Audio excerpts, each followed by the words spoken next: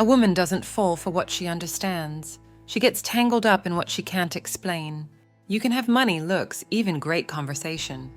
But if you don't tap into her subconscious desire, she'll see you as a friend, a provider, or the nice guy who always ends up alone.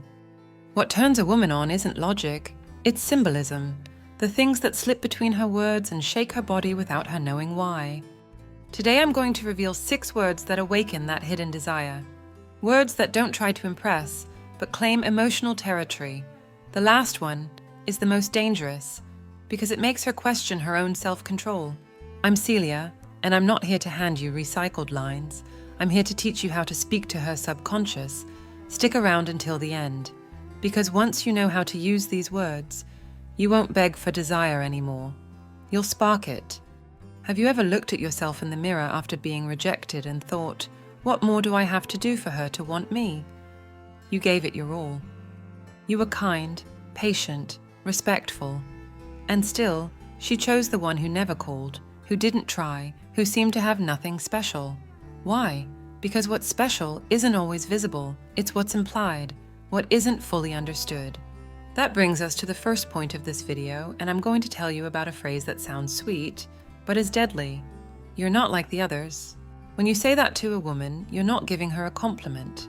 You're throwing down a challenge, because that phrase awakens one of the deepest needs in the female mind, to feel unique, not just desired, different, special. That phrase forces her to ask herself, why does he see me differently? What is he noticing that others don't? But most of all, why is this man, who could have someone else, saying this to me? It's a phrase that doesn't reward, doesn't beg, doesn't seek approval. You're speaking to her as if you've known her forever, as if you've seen women like her, but never one quite like her. And for the female subconscious, that's a direct hit to both the ego and desire. Because while men are turned on by what's new, women are turned on by what sets them apart. If you know how to touch that point, you're no longer competing with her past. You're erasing it, because now the memory is you. I remember a man I worked with, recently divorced, emotionally wrecked, who asked me, how is it possible that after 20 years together, she left me for someone she met 2 months ago? I asked him, did you ever tell her she wasn't like the others? He looked at me like I was speaking another language. He didn't get it, because he still believed a woman stays out of loyalty. No, a woman stays because of emotion, because of symbolic connection, because she feels one of a kind, even when she's just like everyone else. You're different isn't just a phrase, it's a key. If you use it with confidence, with a pause, with that look that doesn't analyze, but pierces through, she won't understand it, but she'll feel it. And when a woman starts to feel without understanding, she starts to give in, not out of obligation, out of need. So remember this, feminine desire isn't one with logic. It's triggered with codes, and one of the most powerful is making her feel like you saw her before she saw herself, because in that moment, she starts loving herself through your eyes. And when that happens, you're no longer the nice guy, you're the unforgettable one. If you can make a woman feel truly unique, you're no longer just another man. You're the one who touched something others never even saw. But that's not the end of the game, it's just the beginning. Because when she starts to feel different from the rest, her most vulnerable side emerges, the part of her that needs to hold on to a story, to a deeper meaning. And that's where many men get lost, because they don't know what to say next. They go silent, or worse, they turn logical. And a woman doesn't connect through logic. She connects through the story her subconscious wants to believe. That brings us to the second key point of this video. You dreamed about me before. This phrase isn't meant to impress her. It's meant to plant an image, a kind of emotional déjà vu where you're not a stranger, you're a presence that was already written into her life. It's a technique grounded in deep psychology, the archetype of shared destiny. According to Jung, the bonds that leave the strongest mark aren't the ones we choose, they're the ones that feel inevitable. And when you tell her she dreamed of you before, you're not declaring love. You're declaring inevitability. You're telling her this isn't a coincidence. It's a story that began writing itself long before she knew it. This isn't cheap seduction, it's emotional rewiring.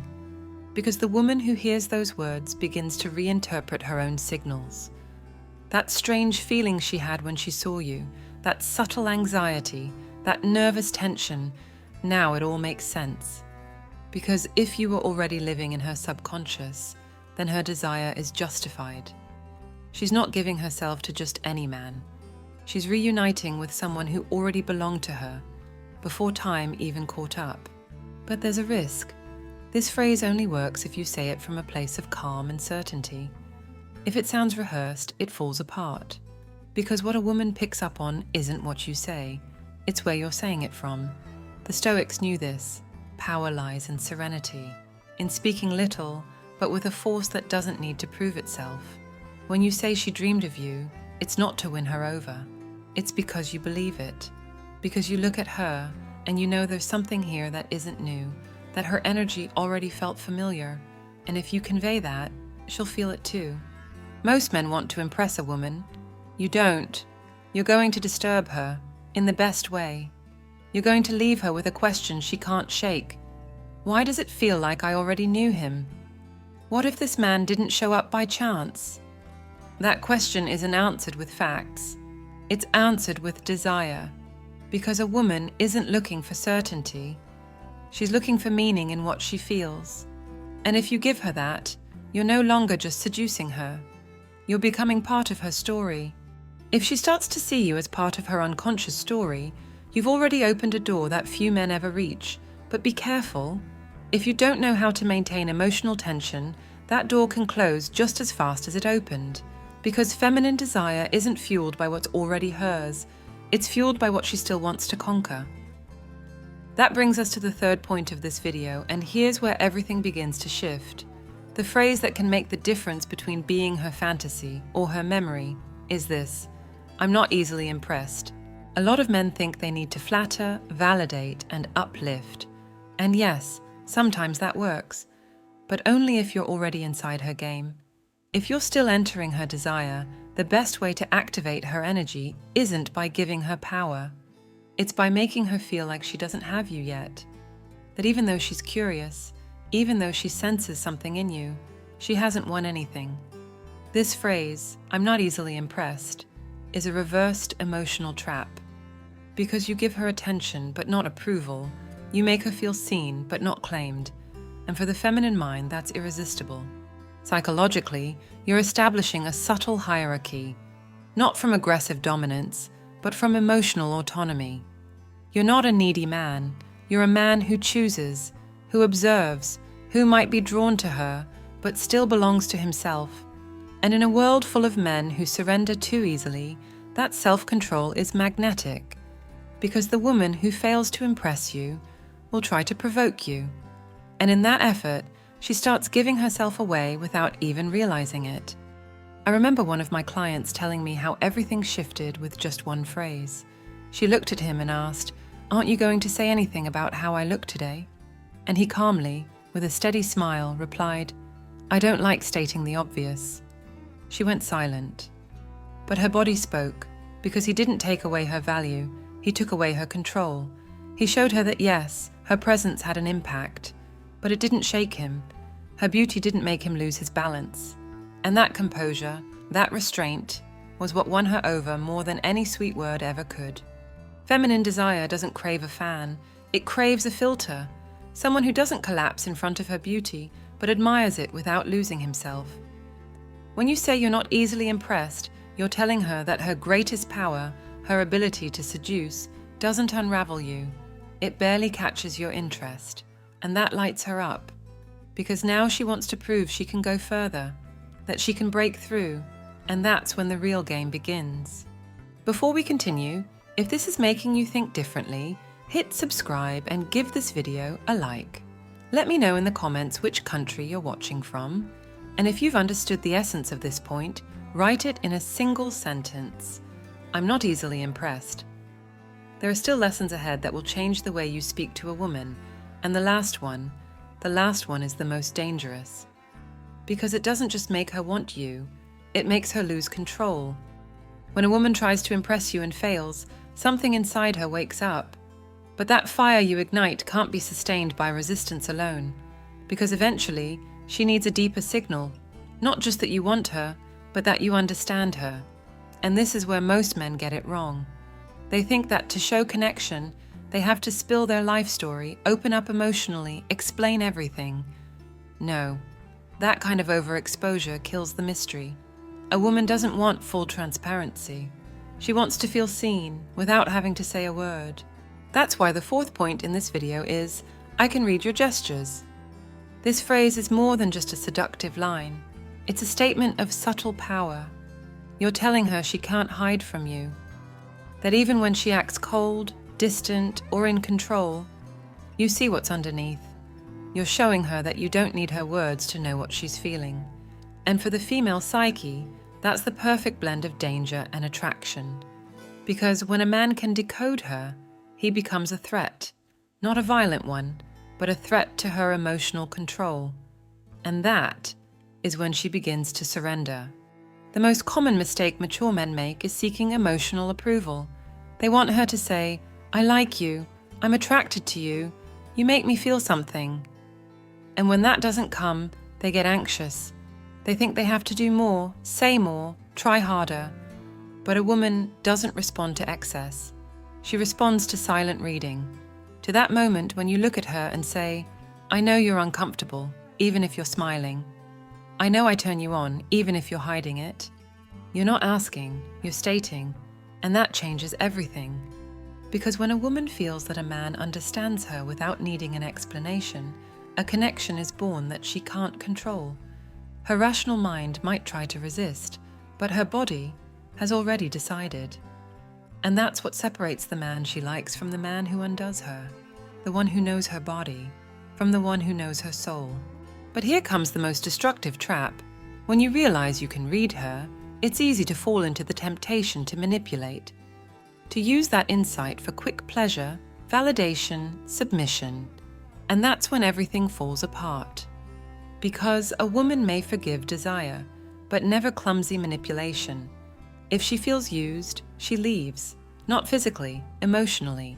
And even if she stays in your bed, she's no longer truly with you. That's why this phrase, I can read your gestures, shouldn't be used as a tactic, but as a presence. It's not something you say to provoke, it's something you affirm because you know, because you're truly watching her. The way she touches her hair, lowers her gaze, changes the tone of her voice. And in that moment, you tell her what even she didn't realize she was showing. In that instant, you don't just seduce her, you reveal her. And a woman who feels revealed rarely forgets you. When a woman feels that you understand her without words, she begins to open up her inner world. But be careful, there's a fine line between the man who reveals her and the man who becomes predictable. Because the moment a woman feels she already has you, that she knows exactly how you'll react, that your emotions are easy to trigger, she stops desiring you. Desire doesn't survive in the obvious. It feeds on the unpredictable. That's why we've arrived at the fifth point in this video, and it's a phrase many men are afraid to use. But if you get it, it puts you ahead of 99% of the rest. You shouldn't play with me. This phrase is a radical shift. Until now, you've shown strength, clarity, emotional awareness, and also closeness. But suddenly, you draw a line. You let her know that yes, you can see her, you can feel her, but that doesn't make you weak. Your sensitivity is not submission, that even if there's attraction, even if there's connection, you're not her toy. And this line, you shouldn't play with me, is one of the most subtle and powerful warnings a man can give, because it's not about threat, it's about dignity. Most men who fall into feminine games do so from a place of need. She pulls away and they chase. She provokes and they lose their center. She flirts with others and they lower their heads, waiting for her to come back. And just like that, they lose. They lose her desire, her respect, and themselves. They become functional, useful, kind, but never desired. Because a woman doesn't respect the man who lets himself be used emotionally. Even if she cuddles him, even if she holds him, if she feels she can play with him without consequence, she will. Not out of cruelty, out of nature. And this is where you need to shift your mindset. You can't keep being the man who reacts to everything. You have to become the man who observes, who measures, who moves with precision. The Stoics said it clearly: he who doesn't control his impulses becomes a slave to someone else's passions. You're not here to be the emotional sponge of an immature woman. You're here to make your presence known, to let her know that if she plays, she might lose you. Because you're not desperate, you're awake. The phrase, "you shouldn't play with me," says exactly that. It doesn't push her away. It grounds her. It reminds her that you're there because you choose to be, not because you have nowhere else to go. And for a woman used to handling other people's emotions, that's a jolt. Because now she's not in control. Now there are consequences. And the most powerful consequence is that you can walk away, without drama, without arguments, without needing closure. Just with a look that says, "I don't stay where I'm not respected." This shift in mindset isn't a trick. It's a transformation. It's letting go of the need for approval and embracing alignment. It's understanding that if a woman plays with you, it's because you're allowing it. And if you stop allowing it, if you speak firmly without shouting, if you set boundaries without fear, then you become that man who can't be touched, can't be used, can't be forgotten. Because once respect is lost, it's hard to recover. But if you hold it with presence, you become untouchable. And that, right there, is where true desire begins. If you've learned how to set boundaries with strength, you're no longer the man who lets himself be used. But there's still something deeper. Because being respected isn't enough. She has to desire you. And real desire isn't built through control. It's born out of mystery, out of that tension that makes her doubt herself. That's why we've reached the 6th point of this video, and it's a phrase as delicate as it is powerful. Your gaze is dangerous. I want you to picture the scene. You're standing in front of her. No physical contact, no sweet words. You're simply looking at her. And then, with a calm voice, almost as if you were thinking out loud, you say it, "Your gaze is dangerous." In that moment, something shifts. You're not complimenting her beauty. You're revealing her power. You're letting her know she carries a fire, but you won't burn without awareness. You're not the man who falls to his knees. You're the man who sees the danger and still holds his ground. This phrase doesn't just ignite something, it disarms her. Because you hand her back the responsibility for what she's stirring in you. You're no longer the one chasing. Now she, without realizing it, has become the danger. And what's fascinating is that a woman who feels dangerous in front of you starts to question herself. What is it he sees in me? Why did he say that? Why is my body trembling just from hearing it? That's not superficial seduction, that's emotional impact. But if you don't have internal clarity, this phrase won't work. If you say it from a place of needy desire, it shows. It loses its strength. It turns into a cheap movie line. But if you say it from a place of self-control, if you hold the pause, meet her eyes, keep your breath steady, then she doesn't laugh. She doesn't reply. She just goes quiet, like you said something that hit deeper than she wants to admit. Most men don't get this. They stay stuck in the opposite pattern. They overcompliment, they beg, they chase. They exhaust themselves looking for a reaction. But feminine desire doesn't rise from external effort. It rises from internal uncertainty. A woman desires a man most when she doesn't quite know if she fully has him. When she feels that he sees her, that he wants her, but doesn't need her. And if you can trigger that with a single phrase, "Your gaze is dangerous," then you've completely changed the game. Because now you're no longer the one seeking. You're the one observing, the one who could fall, but chooses not to, not yet. And that tension, that control, that charged pause, is what cracks her open from the inside. Because now she doesn't just want to attract you, she wants to conquer you. She wants you to lose that control. She wants you to give in. And you, stay still. Because you know, the desire that's won too easily is forgotten just as fast. But the desire that burns without consuming leaves a mark forever. If you've made it this far, you're not just any man, because not everyone can hear these words without running, without denying, without hiding behind excuses. What you've just seen isn't some course on magic phrases. It's a guide to speaking to feminine desire without losing yourself in the process. And now you know, 6 well-spoken words backed by grounded masculine energy and emotional awareness are worth more than 1,000 desperate gestures. But be careful. Knowing this leaves you with no excuses. You can't say, "I didn't know" anymore. Now you choose. Go back to your old patterns, or start speaking from a place she can't ignore. If this hit you, if you felt that mix of discomfort and clarity, drop a comment below with a phrase, "Only those who got it will understand. I am wisdom." And let us know what country you're watching from, because this community has no borders. It's built for men like you, men who were once used, overlooked, or betrayed, and who today have chosen to stop being emotional victims. I'm Celia, a woman, a psychologist, and the voice telling you what others won't. This is your house of wisdom, not to mourn what's lost, but to reignite what's still alive, your respect, your presence, your desire. We don't raise tame men here. We awaken free ones. Subscribe. Be part of this community that no longer begs, no longer shrinks, no longer stays silent. And share this video with that one friend who still believes seduction is about impressing, when in truth, it's about sparking desire with emotional intelligence. And don't go just yet. 2 videos are about to appear on screen. Pick the one that makes you the most uncomfortable, because right there is the truth you need most.